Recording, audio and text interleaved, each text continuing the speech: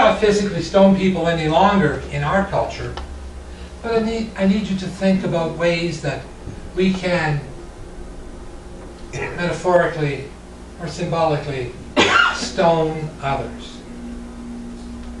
Today, I want to share with you a story. It's a true story, so the names in the story have been changed by necessity. Marai is a young mother experiencing some difficult times, and Christmas is looming.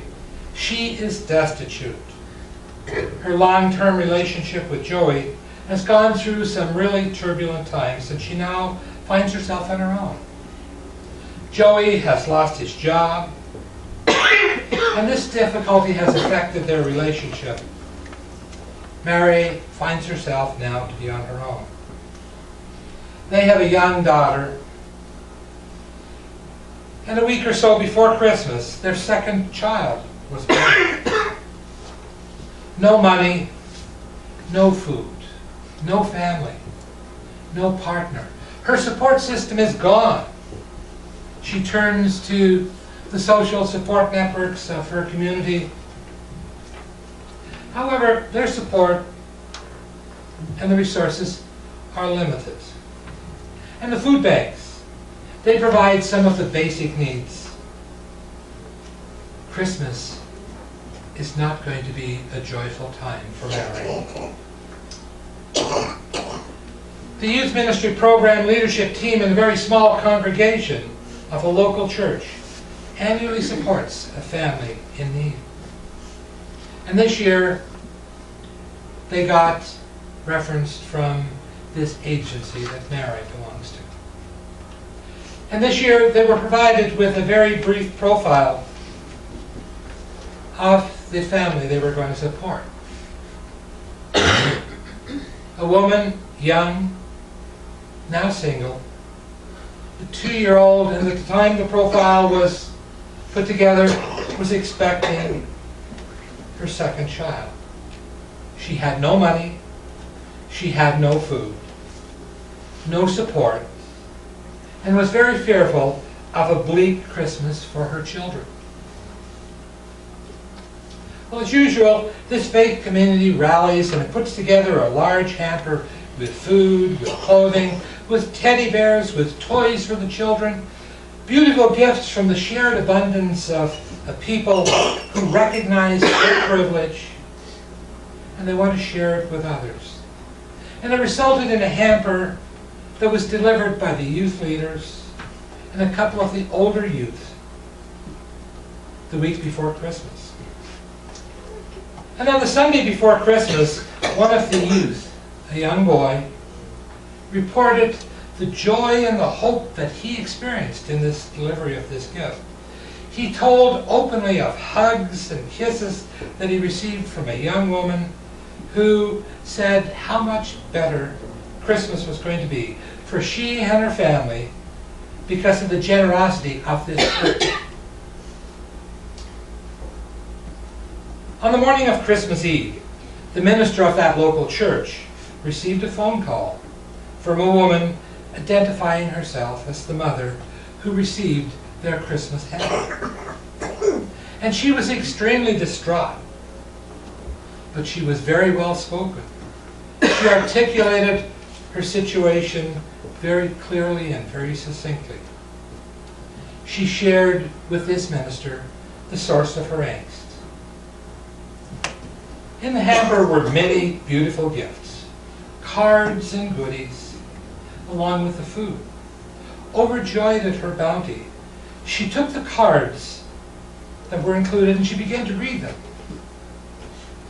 However, her joy quickly faded on opening one of the cards.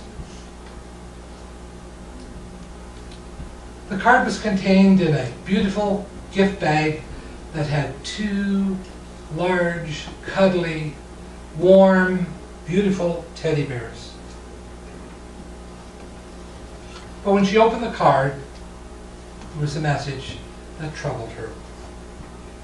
She told the minister the essence of that message. And it went something like this, and I paraphrase because I don't know the exact words of it. Here are 2 teddy bears for 2 beautiful babies. One pregnancy for a single mother is a mistake. 2 is inexcusable. What gives you the right to expect support for you from others? The minister was dumbfounded. He wondered, and he pondered the reason why anyone would have the right to judge another. Especially in this instance, when the profile provided was insufficient information for anyone to be able to logically and reasonably make such a charge. He pondered and he wondered how this mother was judging his faith community. His thinking was, don't we all have challenges that invade our lives? Challenges that would have the potential to open us to judgment. What right does anyone have to judge another, was his thought. Okay, you may ask, and rightfully so, you may ask, how do I, John Fraser, know that this is a true story? Well, it's a true story because I was the minister who received that call. And this was the faith community that provided the Christmas hamper of the story. Most of the details about the mother resulted from my conversation with her. The social agency has verified with me, I called them later on Christmas Eve, they verified that they had a copy of the message and the card that she told me about. So I ask you, who among us has the right to throw that first stone? Are there not a number of us in this community who could say we've had similar experiences? Sandy Cameron has some thoughts that she would like to share with us on how she dealt with this experience. Sandy?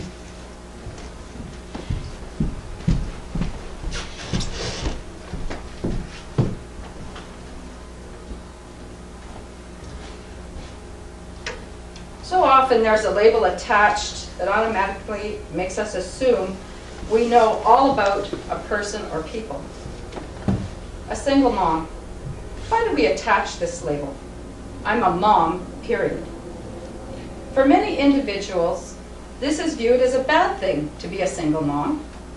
I often heard, as an explanation for behaviors or attitudes, well, you know, he, she comes from a single mom home. If someone was defined as a lone parent, I believe this would soften up attitudes. Empathy for the things that a lone parent must handle. But do you know their story? Do you choose to be a single mom? I did not. We had a great life. 2 kids, mom and dad. And in 33 hours it changed, and I became a lone parent. As a parent, do you need help sometimes? We all need help, even if you're not a lone parent. Some need financial, emotional, and even physical help. We all make decisions as parents, and one of the toughest is whether to be a stay-at-home parent or not. This is a very personal, difficult decision and causes a lot of anxiety either way. The benefits of being home over the benefits of income. Family, friends, and community are called upon for support in many different ways. I was very fortunate to have a supportive family and friends, although my family was not really close physically. I used the community support by becoming involved with different groups and organizations to help me meet people and to keep busy. I raised my 2 children, but did I do it alone? There is a saying, it takes a community to raise a child. Have we become so self-involved that we forgot that?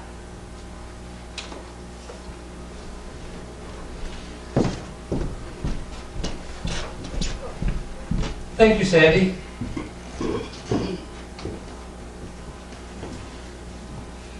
Here's a container I have, a basket I have, and it contains some pebbles. I'm going to pass them around, and I invite you to take one of these pebbles. And as you take the pebble, I want you to contemplate if you have the right or the prerogative to throw it. I want you to think about how Jesus called you and what the message of Jesus called you is. Do we have the right to be hurtful to others? I think not. Take this pebble, take it home with you. And when you think ill of others, or when you're about to speak badly to or about another, take it and remember. And let it remind you of that which Jesus called you to embrace. Amen.